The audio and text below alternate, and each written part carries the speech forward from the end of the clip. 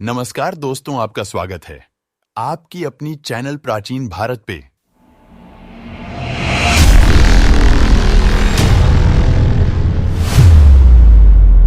दोस्तों, आपने प्रसिद्ध कवि कालिदास का नाम तो सुना ही होगा।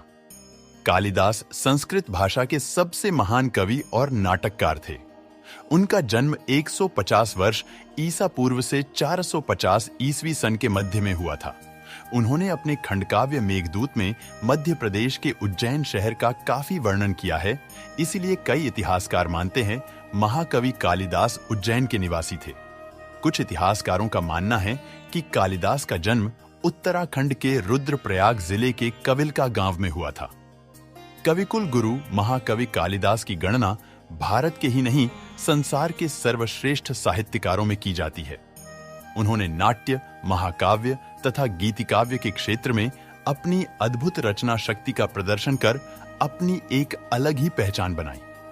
जिस कृति के कारण कालिदास को सर्वाधिक प्रसिद्धि मिली वह है उनका नाटक अभिज्ञान शाकुंतलम, जिसका विश्व की अनेक भाषाओं में अनुवाद हो चुका है। दोस्तों, आइए जानते हैं महान कवि कालिदास की जीवन कथा। कालिदास दिखने में बहुत सुंदर थे और विक्रमादित्य के दरबार के नवरत्नों में से एक थे।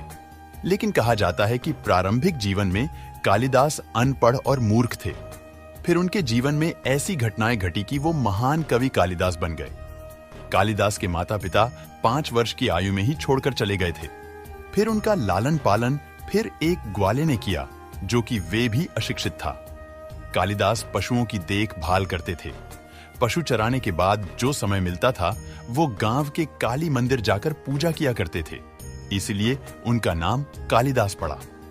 कहानी ऐसी है कि कालिदास की शादी मालव राज्य की अत्यंत बुद्धिमान और रूपवती राजकुमारी विद्योत्तमा से हुई थी। मालव देश के नरेश की एक पुत्री थी विद्योत्तमा, जो कि बहुत रूपवान और गुणवान थी।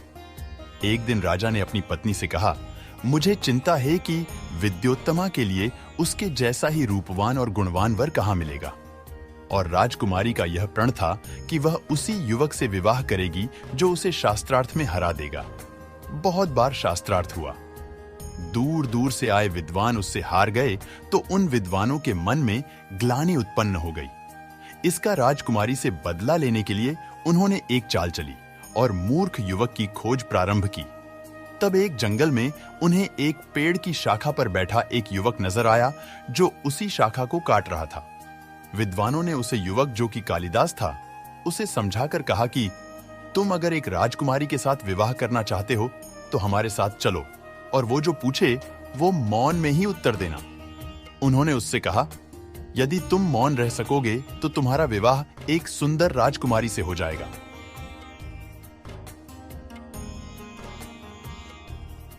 इसके बाद कालिदास को सुंदर वस्त्र पहनाकर उसे विद्वाने के रूप में राजमहल में शास्त्रार्थ के लिए प्रस्तुत कर दिया और विद्योत्तमा से कहा गया कि युवक मौन साधना में रत होने के कारण संकेतों में शास्त्रार्थ करेगा। विद्योत्तमा मान गई और शास्त्रार्थ शुरू हुई। विद्योत्तमा ने अंगुली उठाई। उसका तात्पर्य था, ईश्वर एक है और वह अद्वैत है। कालिदास ने समझा कि यह मेरी आंख फोड़ना चाहती है, तो उसने भी तत्क्षण 2 अंगुली उठाई। अर्थात, तुम तो एक आंख फोड़ने की बात कर रही हो, मैं तुम्हारी दोनों आंखें फोड़ दूंगा। पंडितों ने कालिदास की ओर से राजकुमारी को समझाया कि ईश्वर एक है, आपने ठीक कहा, पर प्रकृति और विश्व के रूप में वही अन्य रूप धारण करता है। अतः पुरुष और प्रकृति, परमात्मा और आत्मा दो शाश्वत हैं। विद्योत्तमा इससे प्रभावित हुई और फिर विद्योत्तमा ने हथेली उठाई। 5 अंगुलियां ऊपर की ओर उठी थीं। उनका तात्पर्य था, आप जिस प्रकृति, जगत, जीव या माया के रूप में द्वैतवाद को स्थापित कर रहे हैं, उसकी रचना पंचतत्व से होती है। ये पंचतत्व हैं पृथ्वी, आकाश, पवन, अग्नि और नीर। ये सभी तत्व भिन्न और अलग हैं। इनसे सृष्टि कैसे हो सकती है? कालिदास ने समझा कि यह राजकुमारी मुझे थप्पड़ मारना चाहती है। इसीलिए कालिदास ने थप्पड़ के जवाब में मुक्का दिया।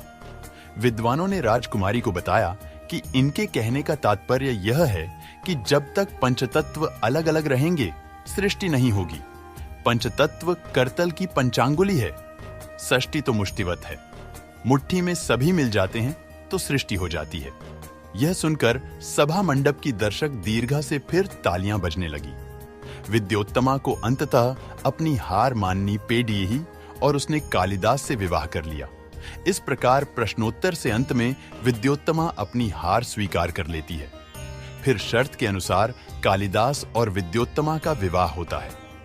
विवाह के पश्चात कालिदास विद्योत्तमा को लेकर अपनी कुटिया में आ जाते हैं और प्रथम रात्रि को ही जब दोनों एक साथ होते हैं तो उसी समय ऊंट का स्वर सुनाई देता है।